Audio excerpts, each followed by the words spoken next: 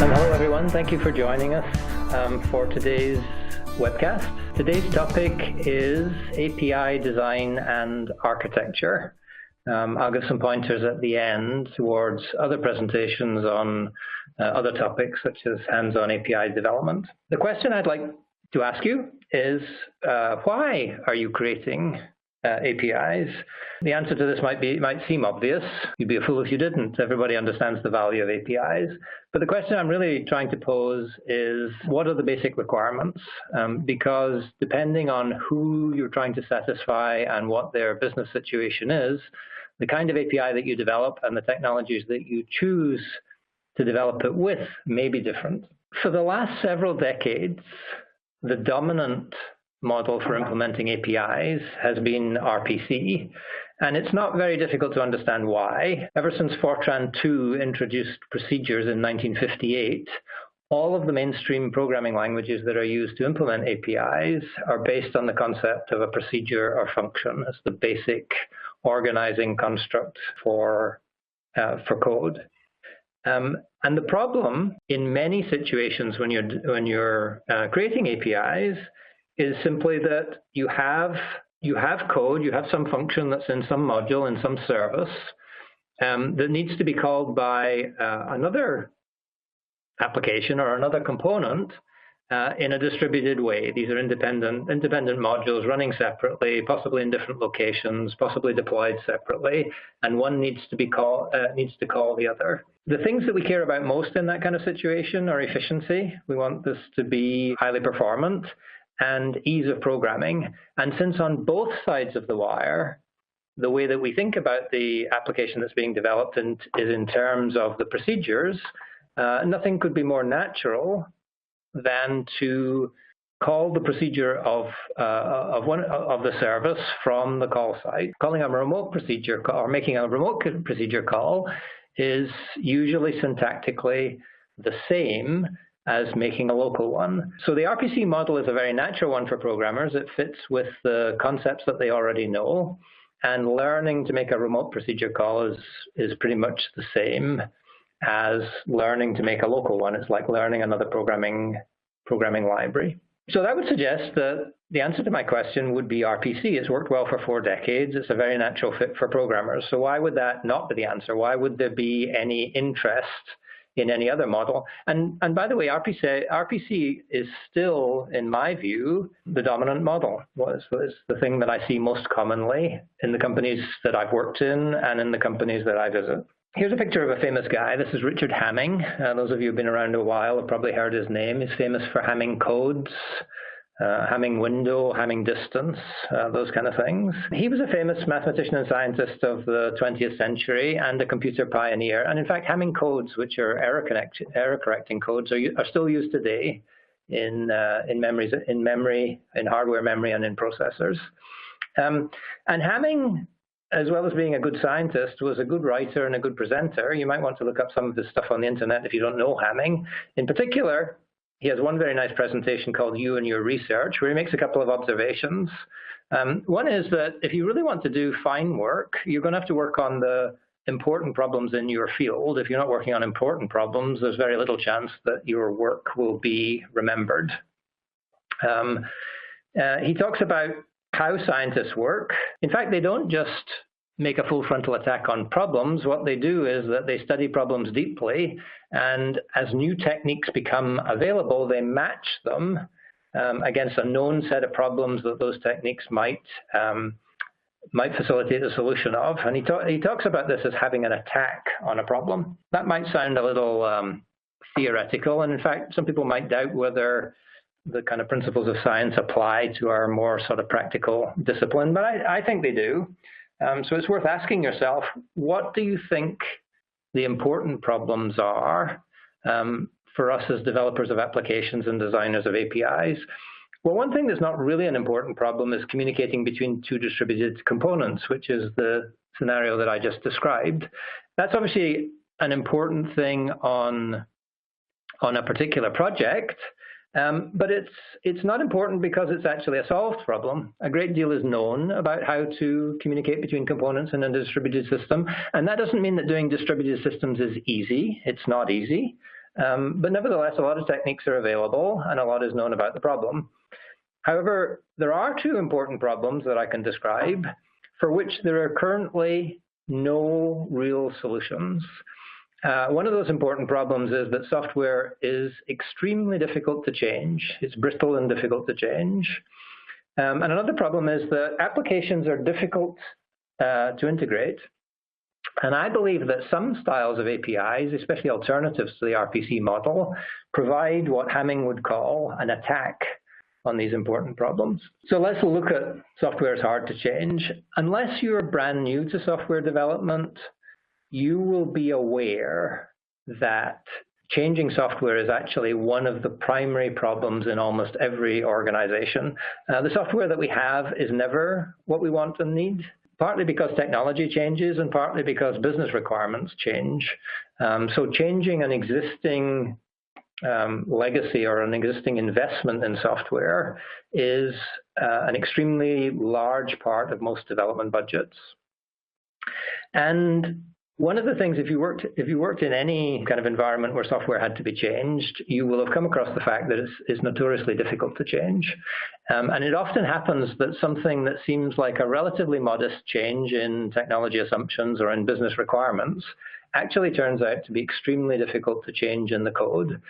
And this is largely because a number of basic assumptions tend to propagate through code. Assumptions about database choices or distributed computing architectures, or business assumptions about which particular concepts will be used together or what particular ways that they will be used, are typically not well isolated in code. So when you have to make a change to them, you discover that the change is not a small change that can be made locally, but is a pervasive change that requires change throughout the system. If you've been around for a while, you've probably been involved in a number of efforts to try to fix this. Various kind of architecture design review initiatives, various kind of modularity initiatives, various kind of changes in computing technology, the arrival of object-oriented systems, if you're old enough to remember that coming around, the arrival of microservices architectures, which is a more sort of recent and topical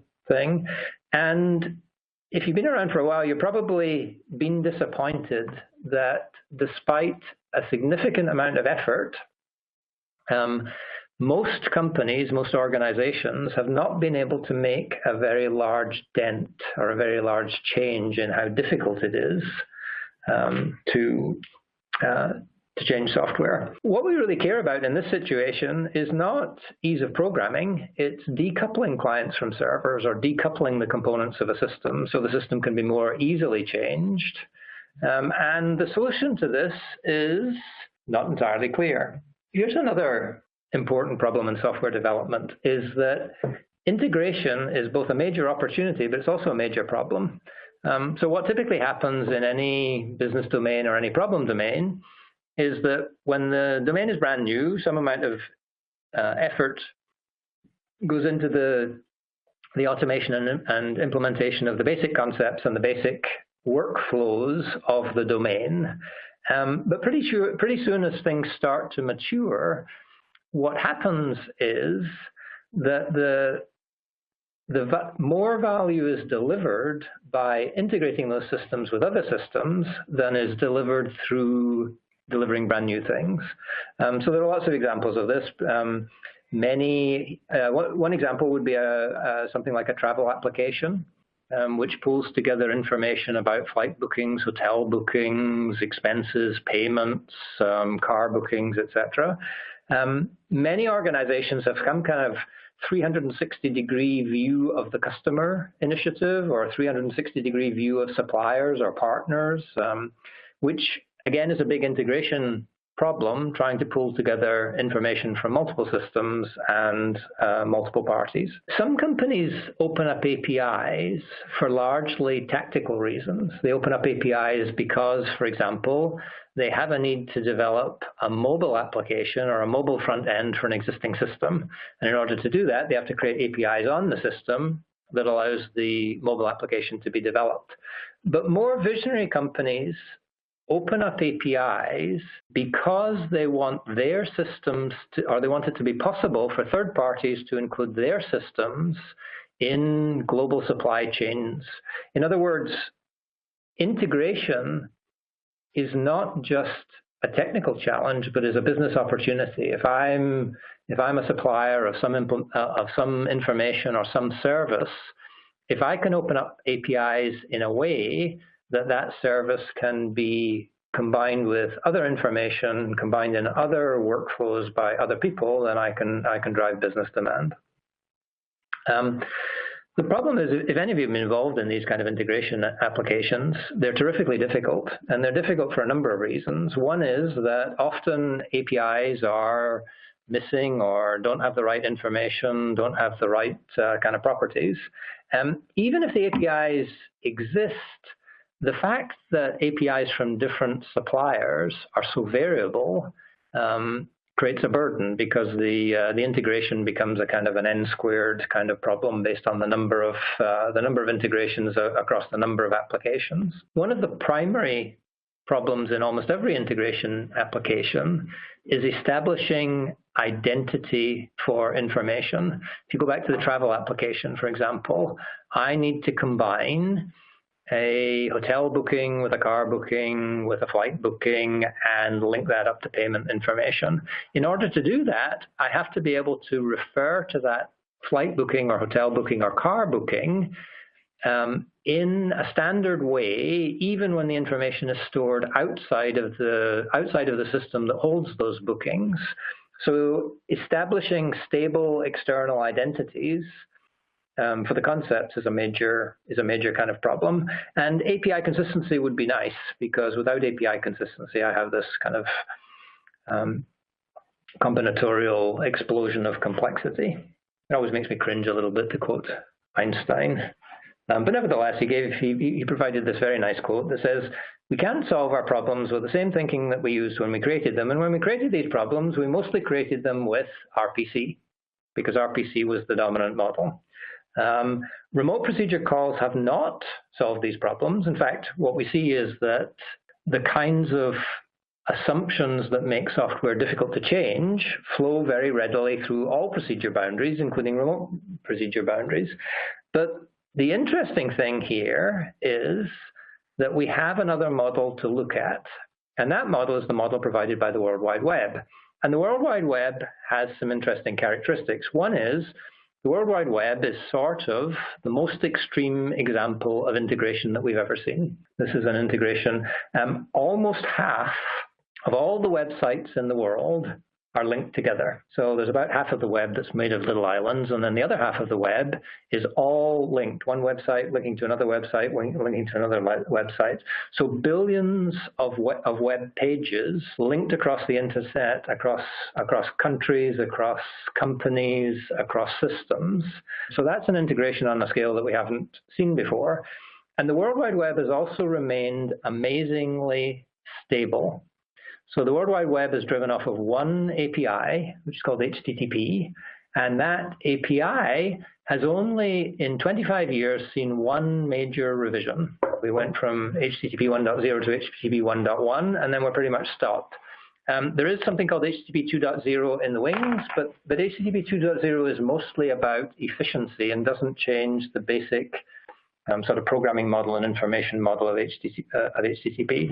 So these facts have led to a strong interest in using the basic model of the World Wide Web as an alternative to RPC to try to tackle problems along the lines of stability and integration. So this topic is often discussed in the context of the word REST. And I'm going to say a few words about REST, mostly because there's a lot of confusion around this. And in fact, there are lots of different opinions about what REST even means in the context of APIs. So REST is actually not an invention. It's a description of the design principles that underpin the World Wide Web, and in particular HTTP. So REST is really an abstraction of the design ideas of HTTP. For practical purposes, I find that it's usually better just to focus on HTTP itself.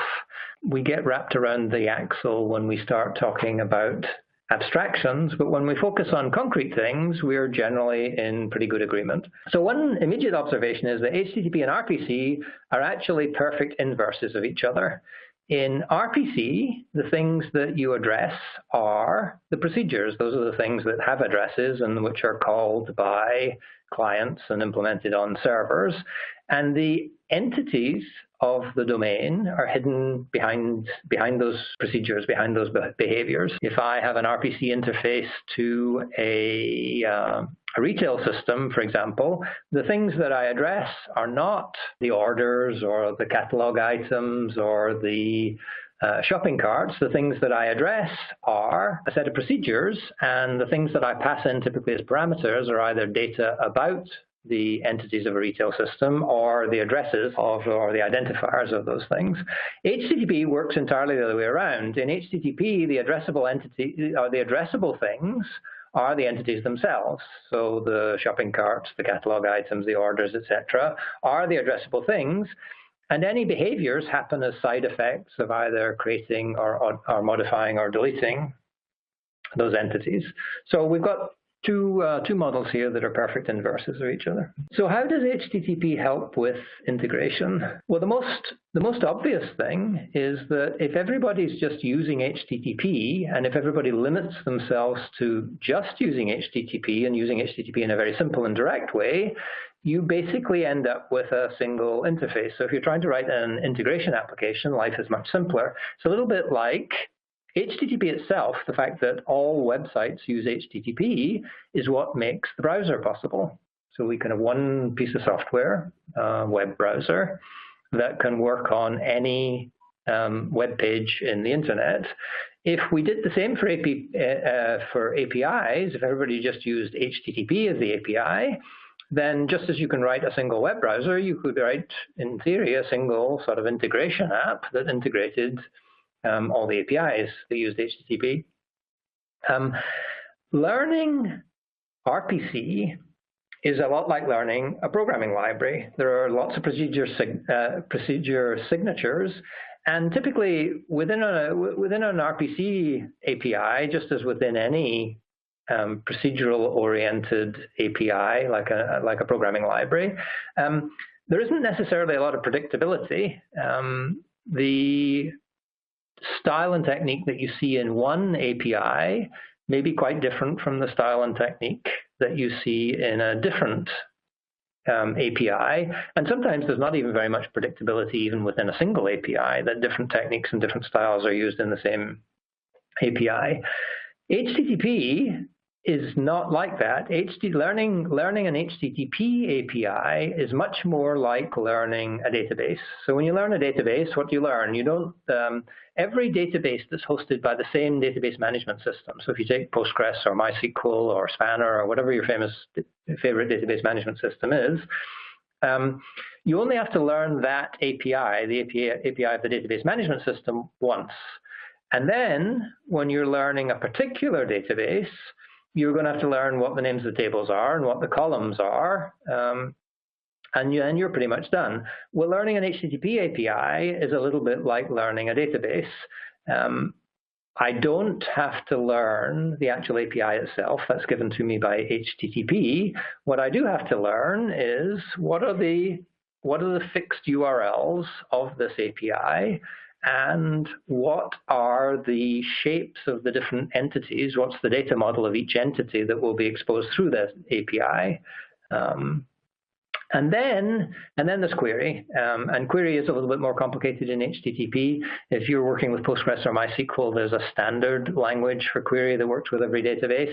When you work with HTTP, there's a standard way of doing create, retrieve, update, and delete, but there is not a standard way of doing query. So typically, HTTP APIs will have some kind of proprietary approach to query.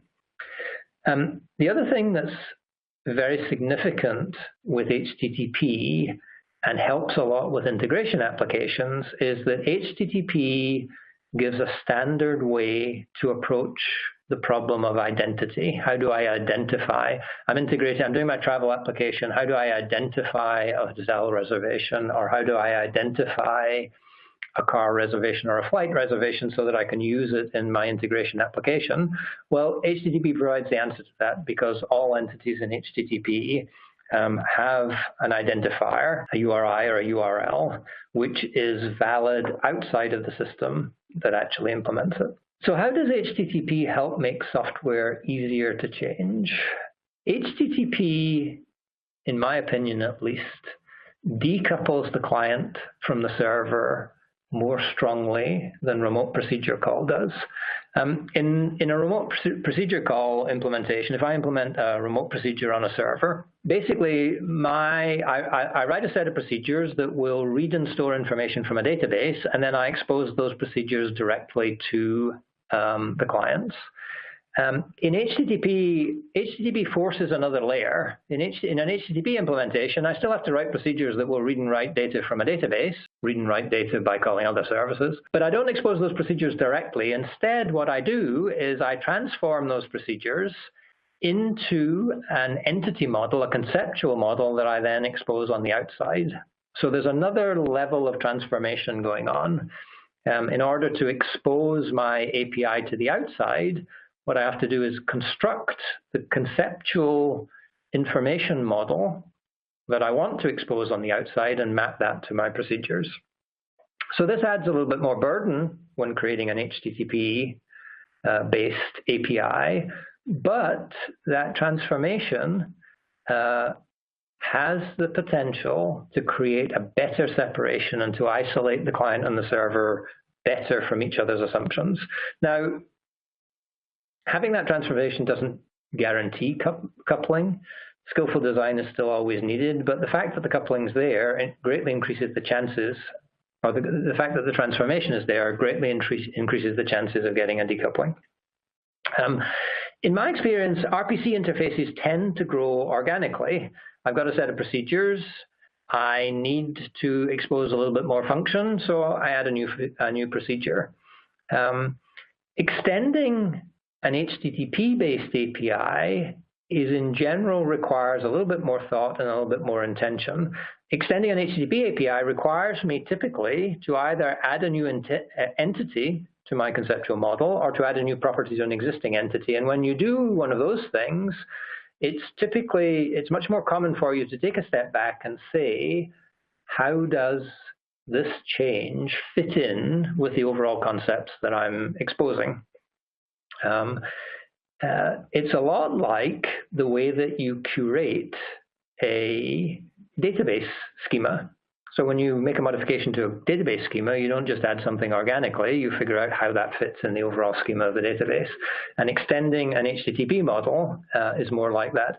Now, I am sure that out there are a few RPC interfaces that are very, very carefully curated, where every change is carefully calculated, and the RPC API is treated like a mosaic, where each tile contributes to that mosaic, and any change is done very carefully. But I don't think there are many like that. And in my experience, it's much easier to curate and keep consistency in an HTTP API than in an RPC one.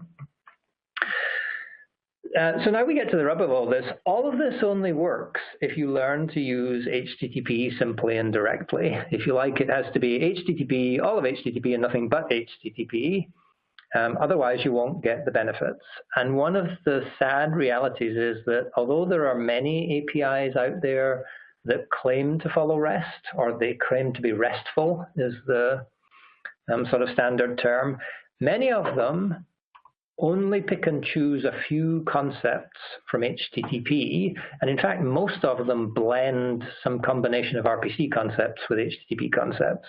And if you're doing that, you're not going to get the advantages of a pure HTTP solution. So here's an example. Here's an example of sort of getting it wrong. And many of you will have seen APIs like this. Imagine, so if I can back off just a little bit, the example is a pet tracking application. So the goal of this application is to allow a database to be created of pets and their owners.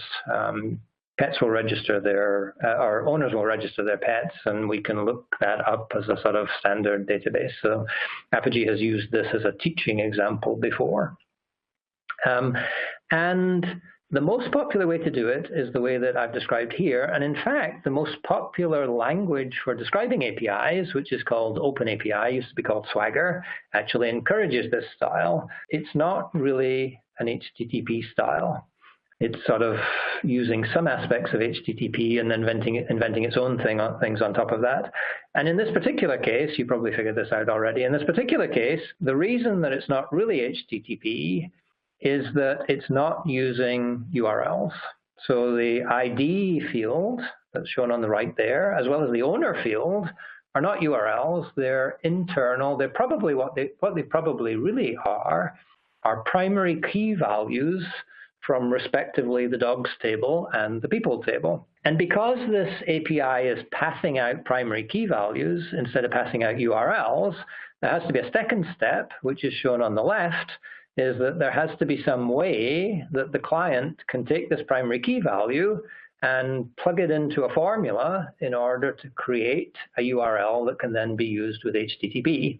And in fact, Swagger or OpenAPI doesn't even have a mechanism for telling you which of the primary key values can be plugged into which of the templates. So this kind of a guessing game goes on. In fact, the whole thing's a game. We're passing out partial identifiers, and we're passing out a few clues on how partial identifiers can be turned into HTTP identifiers, and we're letting the client play the guessing game of matching them up. Well, it's not very hard to fix. You know, we can just get rid of those templates. They're not necessary. And we can just pass out the full identifier. In this case, mostly for brevity of typing, I typed the identifiers as relative identifiers, relative URLs, rather than absolute URLs. And it would have been slightly more convenient for clients if I'd provided the full URL rather than the relative URL. But the important thing is that I can calculate the full URL from the relative URL without knowing anything about your application. All I have to know is how the URL spec works, and I can do that entirely from my entirely on the client side with only standards knowledge, no specific knowledge of your application. And here's some extra credit. I had a type field in the other one. Let me click back so that you can see it if you didn't notice it. I typed dog. Well, type dog is kind of interesting. That tells me it's a dog, but it doesn't really I can't really do anything with that dog. But if instead of giving me just a string, you'd given me a URL, then I can follow that URL and I can look up information about dogs in general, about the class of dogs. A little bit of extra credit. So, I'm not the only one that's made this observation. And so while there are many people doing the sort of traditional OpenAPI Swagger kind of API, there are a number of major players who are not doing that. They are passing out proper HTTP identifiers instead of primary keys. So GitHub is a very nice example. You can go and take a look at the GitHub API. And the Google Drive API is another example that is using HTTP more fully and layering less proprietary stuff on top. How do you know when you got this right? Well, if an API is really using HTTP directly, in other words, I'm using the HTTP API instead of making up my own proprietary one, there isn't very much that's required in order to specify it. You can specify it by giving a small set of well-known URLs. For this particular example that I'm doing, it would be sort of /dogs. That's the place where I can go and list all the dogs and where I can create a new dog. And /people, that's the place where I can go and list all the people and create a new person. And these well-known URLs are a little bit analogous to the tables of a database. I'm not suggesting that your database is your API, and usually there's a difference between the more conceptual model that's exposed through the API and the more physical storage model that's in your database. For old timers, it's a little bit like the traditional separation of a logical data model from a physical data model.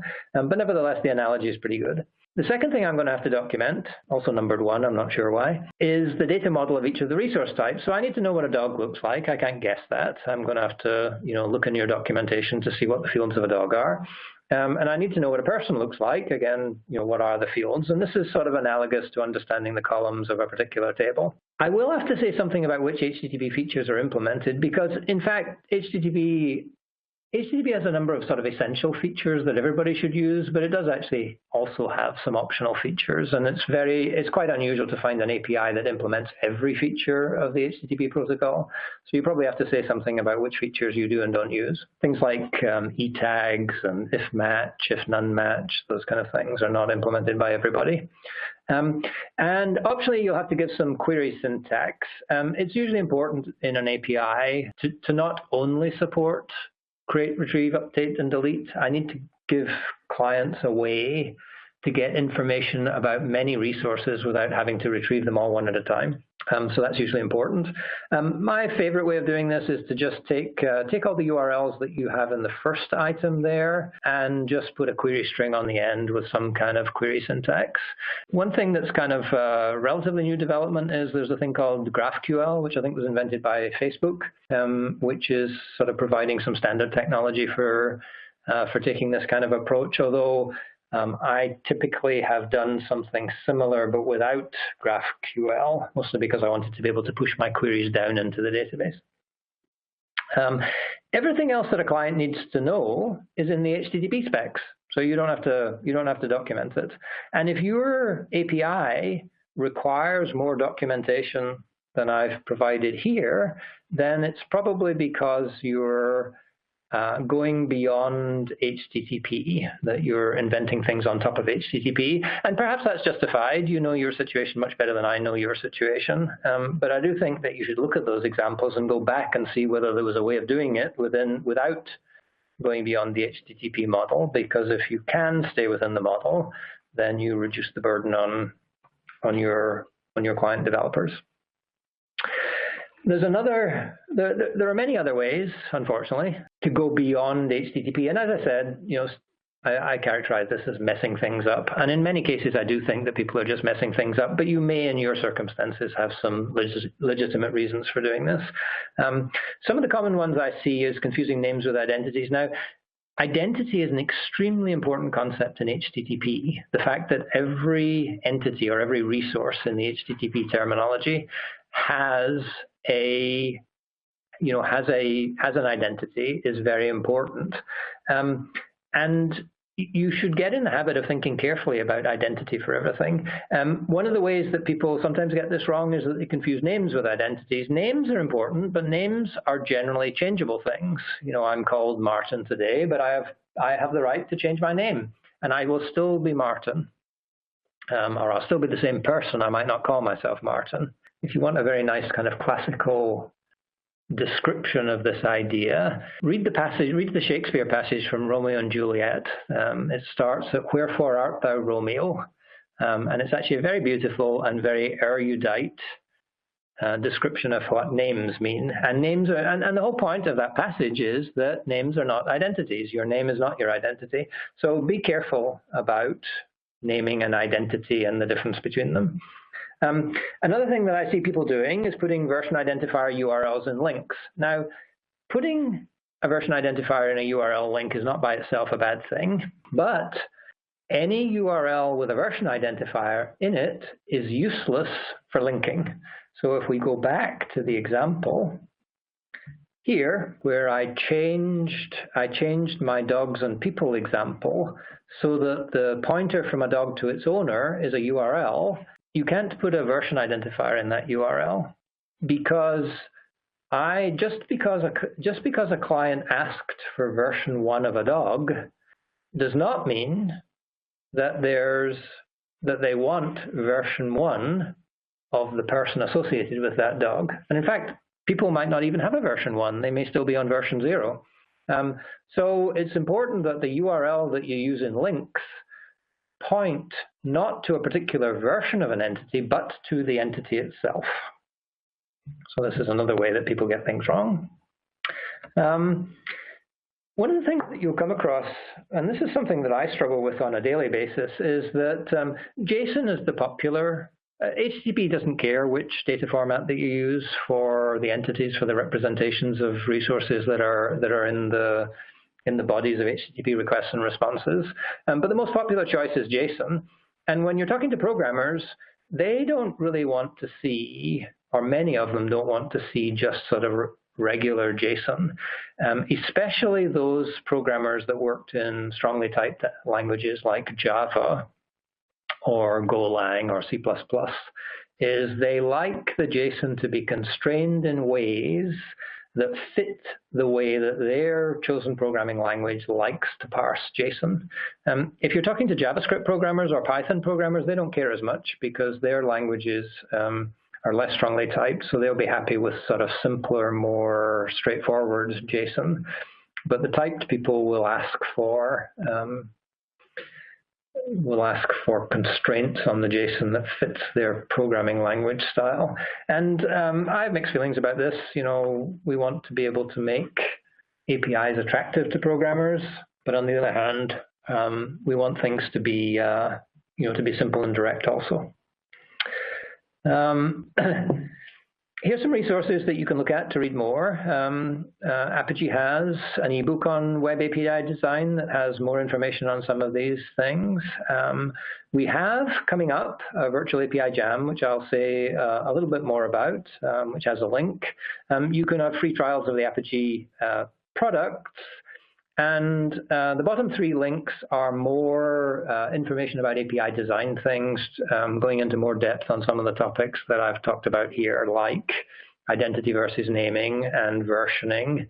And the last one is sort of a prose version of some of the ideas that I'm presenting here. To summarize and wrap up, my message here is not, it probably sounds as though I'm a little bit of an HTTP bigot, and there's a little bit of truth to that, but I'm not telling you that you should do necessarily HTTP APIs versus RPC APIs, but rather that you should be thoughtful about what is the actual problem that you're trying to solve with your APIs. And if you have high constraints for machine efficiency, and you're communicating between distributed components, both of which you control, and so you can manage their evolution together, then RPC might be a good choice. And we would encourage you here at Google to take especially a look at gRPC, which we think is one of the best done of the RPC technologies. But if you're opening up APIs for partners, or third-party developers, and you're very focused on decoupling, that you don't want to have to manage the evolution of your components, even your internal components, in a lockstep manner, that you want to decouple them better, or you're focused on integration applications and opening up complex value chains, we would encourage you to take a look at HTTP REST and JSON, and in particular, to stay as faithful as possible to HTTP and to invent as little as possible on top of HTTP. We're going to go to some question and answer in a little minute. So if you want to sort of pose some questions, you can get ready to do that. You can sign up today, and regardless of whether you're using an RPC style or whether you're using an HTTP REST style, in order to expose APIs, especially to expose them to third parties, you will need an API platform that helps you implement security, implement monitoring, those kind of things. And Google, via the Apigee Edge product, is a vendor of such technologies. In fact, Google has a number of offerings in this space that you can check out. Feel free to sign up to look at the Apigee Edge product through a free trial. And let me give a couple of advertisements for upcoming events. I already mentioned the Virtual API Jam, which will happen on November 27th. Slightly different kind of presentation, less focused on the design and architecture of APIs and more focused on hands-on development of APIs using a product. And then more in line with this presentation, more on the sort of experience and architectural practices. Please check out on December the 8th a presentation of how HP implemented a microservices architecture using Apigee. When we're dealing with user interfaces and doing user interface design, we have a number of tools that allow us to do mocks and design prototypes. Is there anything similar for APIs? That's actually a very interesting question. What I see many people doing when they're designing APIs is that they move very quickly to some kind of abstract description of their API written in typically using OpenAPI as a language or Swagger as a language. My personal experience is that at that point you're really working in abstractions. You've already sort of dealt with the specifics, and you're trying to describe your API in general. And in my experience, that's not always the best way to get a basic understanding or to communicate a basic understanding of what you're trying to do. I have tried, with some success, just writing down examples, just as I tried to give a more concrete example of my dogs and people, my pet tracker API. I've had some success just writing down samples of request-response pairs that show how what the client request looks like in some detail, including the HTTP headers and body, and what the response looks like. But I'm not aware of any tools that help you write down sort of concrete examples in that way. But I am a big fan of concrete examples rather than abstract descriptions. One question that I saw is here: if versions are not part of links, how do you make links to new resources existing in version 2 but not in version 1? I'd encourage, versioning is actually a complex topic, and if you like, you can read the blog post that I linked to where there's a longer discussion of this. But maybe I can give a very quick summary here, is that first of all, you need to recognize that there are two different types of versioning. There's one kind of versioning where I'm exposing exactly the same entities, but in two different formats. So it's the same order, or the same catalog item, or the same shopping cart, but I give clients two options for the data format that they want to see it in. So that's kind of one form of versioning. The other form of versioning is that I've introduced something that's really kind of new. It's maybe a new kind of shopping cart or a new kind of catalog item. And in that case, I'm not showing the same entity in two different formats.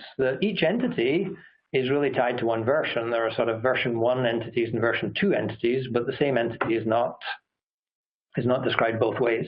So the first thing you have to do is decide which of those kind of versioning versions that you're doing.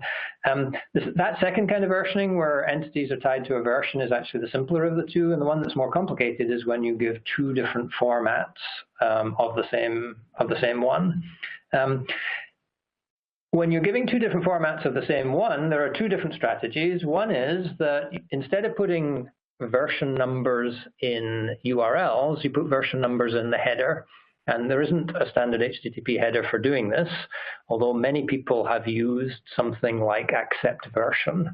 There's a thing called accept, which says, do you want JSON or XML or YAML or whatever? And there's another header called accept language, which says, do you want the data in French or English or German?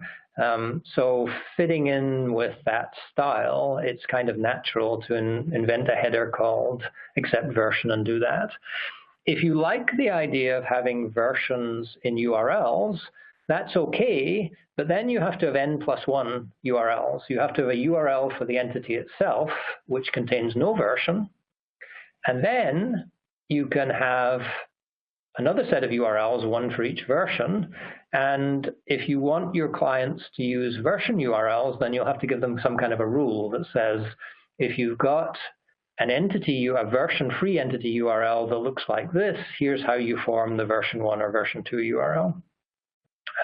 So versioning is complex. I wrote up a longer description of it. Take a look.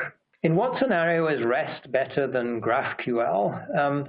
So I like GraphQL, at least conceptually. I'm not sure that I actually want to own and operate a GraphQL server for various reasons, but I like GraphQL as an API style. But the way that I view this, or the way that I write write URL or write APIs, is that I define an API that adheres strictly to HTTP, and it supports the basic, get put post delete or get put post patch delete of HTTP. And then in addition, I provide an additional set of URLs that provide for a query capability, or I simply take some of the URLs that I already have, like //dog/people, and I allow people to put a GraphQL-like query string on the end of those. So I don't view REST as being better or worse than GraphQL. I view GraphQL as being a good addition to an HTTP API, and the goal of GraphQL is to allow people to get access to data about many resources without having to retrieve them one at a time. Here's a question. For post, can you speak to the plus minus of query string and JSON body? It's a very good fit with the HTTP model to put queries into URLs and to use get as the HTTP verb for doing that. And really what's going on there is that you're taking the result of the query and you're making the result of the query be itself an HTTP entity, and so get's the natural fit. This can run into some limitations. And in particular, if queries get very long, then you can exceed the practical limits of the size of a URL. The practical size limit for a URL is actually difficult to calculate because it depends on the different pieces of software that are in between you and the server. But anything over about 4,000 characters, and you're sort of beginning to ask for trouble, you might be able to get a little bit higher than that. A lot of the standard load balancers like Nginx and HAProxy have defaults that are sort of in the 4,000 kind of range. So what I do is I support get because it's such a natural way to express queries, but I typically also support post for the same query. And post allows you to put the query in the body of a post. Now, unfortunately, post, for a get has various semantics around sort of caching and cache control and things like that. And if you change from a get to a post, then you lose the benefits of caching and the cache control headers and those kind of things, which is a bit disappointing. But nevertheless, you have to do that to get around some of the practical constraints. The question here, this is an excellent question. It says, is OpenAPI still the standard description for RESTful interfaces? OpenAPI is extremely useful, even if you're doing an HTTP style. I personally think that OpenAPI is really a classic RPC IDL. Some of the standard concepts in OpenAPI, for example, are things like endpoints, operations, parameters. These are the kinds of words that you find in the OpenAPI spec. And none of those are HTTP words. Those are all RPC words. So OpenAPI is heavily influenced by RPC. But even if you decide that RPC is not your bag, that you really do want to do a pure HTTP API, OpenAPI can still be useful for documenting it. You have to be a little bit careful, and you have to sort of avoid getting pulled into a sort of RPC-centric view of the world if that's not your intent. But OpenAPI, I think, is still the best thing available for documenting APIs, even pure HTTP APIs. And actually, I have some more thoughts and experience on that, but it won't fit in this format. One more thought on REST. One of the things that the REST community has got very sort of wrapped around the axle on is this idea of hypertext as the engine of application state. And you can look that up if you're not familiar with it. And in fact, there's been a lot of debate about what that even means. The thing that I think is a practical way to use HTTP is that you focus on HTTP as being the way that you express both the entities of your of your application model or your conceptual model and the relationship between those entities. So the way that I was using URLs in the example given earlier is I was using URLs, embedded URLs, to show the relationships between things. So in the example, there was a dog, and that dog had a relationship to the owner of that dog, and the relationship was expressed using a URL. Now, I think that's a very pragmatic way to use HTTP. Whether that qualifies as hypertext as the engine of application state or not, I really couldn't tell you. And to be honest, I'm not really very worried about whether it does or doesn't. There is another school of thought which tries to express actions. In other words, what are the actions that a client can make? So for example, if I've got a dog, can I update that dog? Can I do different things? So there's been a style that has been promoted where the representation of a dog, the data about a dog, would also contain information about the different actions that you can perform on a dog. I think that is mostly the domain of a few sort of specialists and enthusiasts and has never caught mainstream attention. And it's not something that I personally pay much attention to or put in my own APIs. Now, whether that means that I am not adhering to the hypertext as an engine of application state or not, I couldn't really tell you. And personally, for me, I don't think it's terribly important. So anyway, we're at the end of our time. I want to thank you very much for listening. I hope the talk was of some use to you. If you don't know Richard Hamming, I would recommend that you go out on the internet and find some of the stuff that he's written and listen to some of his talks, which are of very high quality. So if you got nothing else out of this talk, maybe you got a reference to a better talk. So thank you for your time, and I hope you'll follow up on some of the resources and attend some of the future webcasts.